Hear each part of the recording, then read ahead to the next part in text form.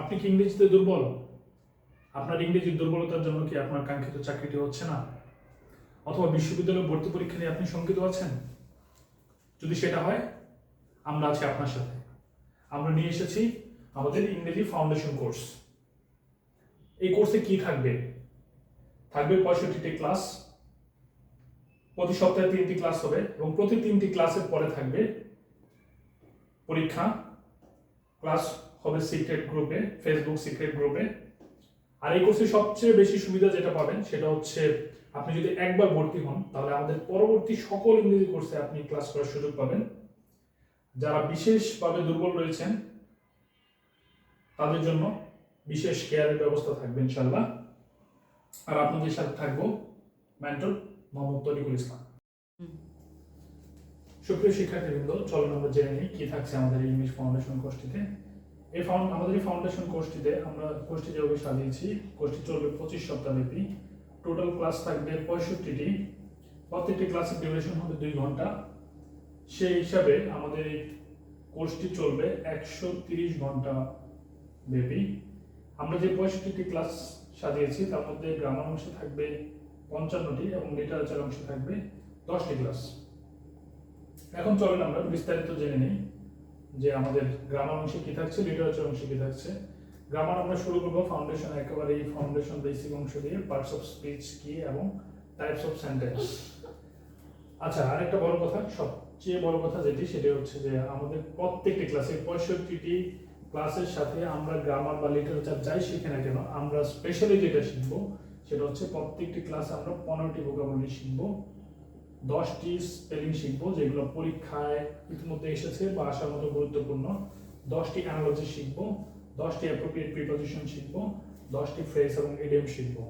সেই হিসাবে আপনি কোর্স শেষে মোট প্রায় 1000টি ভোকাবুলারি সিনোনিম অ্যান্টোনিম সহ শিখবেন, 650টি করে স্পেলিং, অ্যানালজি, অ্যাপ্রোপ্রিয়েট প্রিপজিশন এবং ফ্রেজ এন্ড ইডিয়মস শিখবেন।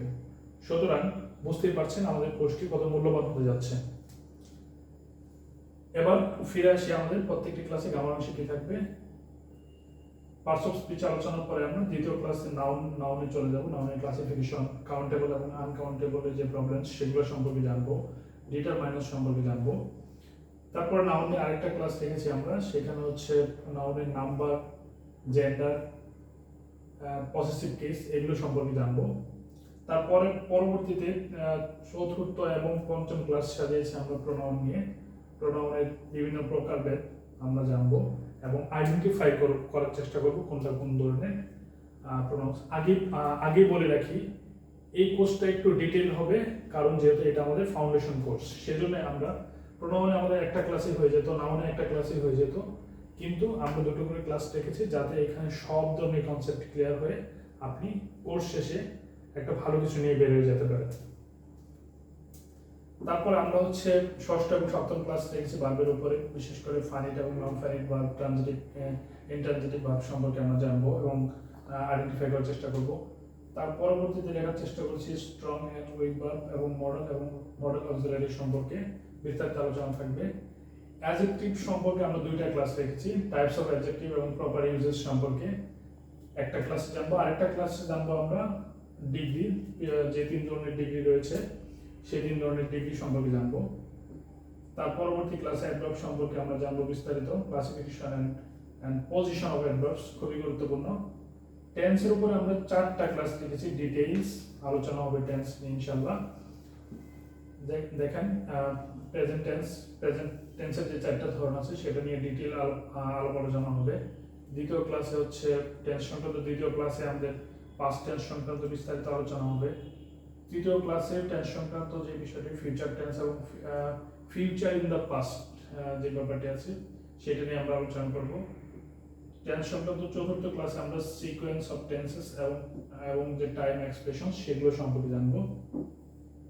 পরবর্তীতে আমরা সাবজেক্ট ভার্ব এগ্রিমেন্টের যে বেসিক রুলস এবং কালেকটিভ নাউন সম্পর্কে যে রুলসগুলো আছে সেগুলো জানবো, সেগুলো প্র্যাকটিক্যালি আমরা করব। সাবজেক্ট ভার্ব এগ্রিমেন্টে অ্যাডভান্স রুলস যেমন ফ্র্যাকশনস, পার্সেন্টেজ ইত্যাদি সম্পর্কে জানবো আরেকটা ক্লাসে।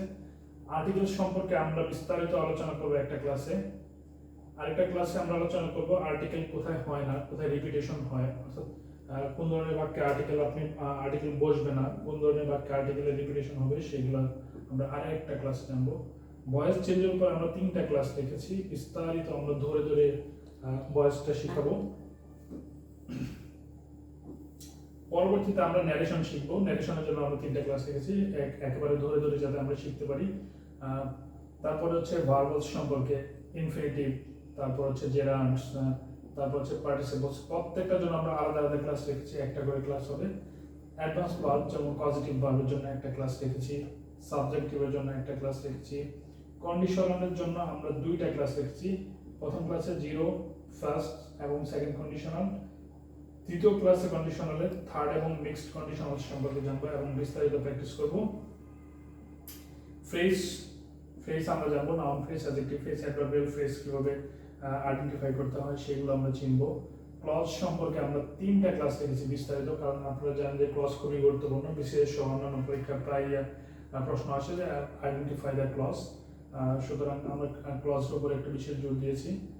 সেন্টেন্স ট্রান্সফরমেশন অফ সেন্টেন্সের উপর আমরা 2টা ক্লাস রেখেছি, সিম্পল টু কমপ্লেক্স মেথড, তারপর হচ্ছে কমপ্লেক্স টু কম্পাউন্ড। 4টা ক্লাস ইনফ্যাক্ট আমরা হচ্ছে এই ট্রান্সফরমেশনটা শেষ করব। আপনারা যারা ডিপলি শিখতে চান তারা এই কোর্সে ভর্তি হবেন আশা করছি। সেন্টেন্স, তারপর হচ্ছে আমরা মডিফায়ার সম্পর্কে, একদিন আমরা প্রি মডিফায়ার, আরেকদিন আমরা পোস্ট মডিফায়ার এবং ডাইনামিক মডিফায়ার সম্পর্কে জানবো। তার পরবর্তীতে আমরা চলে যাব সিনট্যাক্স সংক্রান্ত বিষয়ে, যেমন প্যারালেলিজম একটা ক্লাস হচ্ছে, রিডান্ডেন্সি নিয়ে একটা ক্লাস হবে, ইনভার্সন নিয়ে একটা ক্লাস হবে।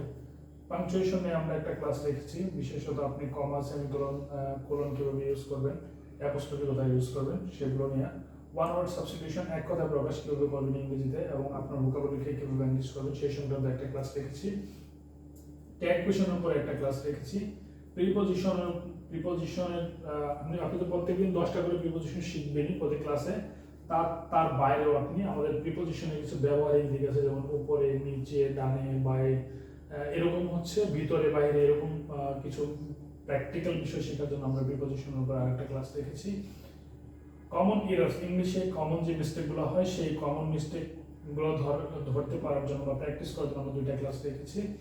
ওয়ার্ড ফরমেশন, বিশেষত সাফিক্স প্রিফিক্স ব্যবহার করে কিভাবে আপনি হচ্ছে ওয়ার্ড গঠন করতে পারেন বা শব্দের রোড দ্বারা কিভাবে আপনি শব্দ গঠন করতে পারেন সেগুলো সংক্রান্ত একটা ক্লাস রেখেছি।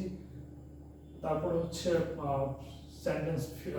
সেন্টেন্স ফিলার্স, অর্থাৎ আপনার শূন্যস্থান পূরণ করতে পারেন সেগুলো সংক্রান্ত একটা ক্লাস। রিডিং কম্প্রিহেনশনের জন্য একটা ক্লাস রেখেছি আমরা, কম্প্রিহেনশন কিভাবে সলভ করবেন, প্যাসেজ কিভাবে সলভ করবেন স্কিমা এবং স্ক্যানিং টেকনিকের মাধ্যমে সেটা।